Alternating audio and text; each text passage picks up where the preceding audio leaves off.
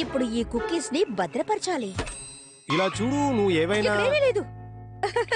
మీరు దేని గురించి వెతుకుతున్నారో నాకు తెలీదు, కానీ నాకు వంటింట్లో పనుంది. అంటే ఫ్రిడ్జ్ లో కాదు, అవెన్ లో. మీరు ఇంకేమీ అనుకోకండి, సరేనా? తినడానికి ఏమీ లేవు మమ్మీ, తినడానికి ఏమీ లేవు.